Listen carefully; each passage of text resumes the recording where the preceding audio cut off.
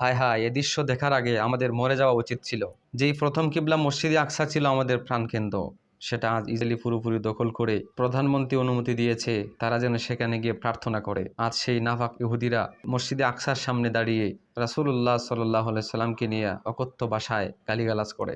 এই জন্য খাইবরের প্রতিশোধ। আমরা ব্যর্থ মুসলমান নাকি সফল মুসলমান সেটা বলতে পারি না। পৃথিবীতে প্রায় 250 কোটি মুসলমান থাকা সত্ত্বেও এত বড় দুঃসাহস দেখাতে পারলো একটা দেশে, তাহলে আমরা বেঁচে যাওয়ার চেয়ে মরে যাওয়াই তো ভালো। এখন জানি না গজবটা আল্লাহ তাদের উপরে দিবেন নাকি আমাদের উপরে দিবেন। কেননা আল্লাহ তাআলা ততক্ষণ পর্যন্ত কোনো জাতিকে পরিবর্তন করেন না যতক্ষণ না তারা পরিবর্তন হতে চায়। তো মসজিদ আকসা রক্ষার জন্য কি করতে পেরেছি? আমরা কি আমাদেরকে পরিবর্তন করতে পেরেছি যে আজকে আমরা তৈরি হয়ে গেছি আর মসজিদ আকসা রক্ষার জন্য যুদ্ধ করব, জিহাদ করব এবং অনুপ্রেরণা দেখিয়েছি? না, মসজিদ আকসা রক্ষা করার জন্য একটাই তো পথ, ইসরায়েলকে ধ্বংস করে দেওয়া। সেটার জন্য আমরা কি করতে পেরেছি? এজন্যই বলছি গজব কি তাদের উপরে আসবে নাকি আমাদের উপরে আসবে, আল্লাহ তাআলা ভালো জানেন। নাসরু মিনাল্লাহি ওয়া ফাতহুন কারীব।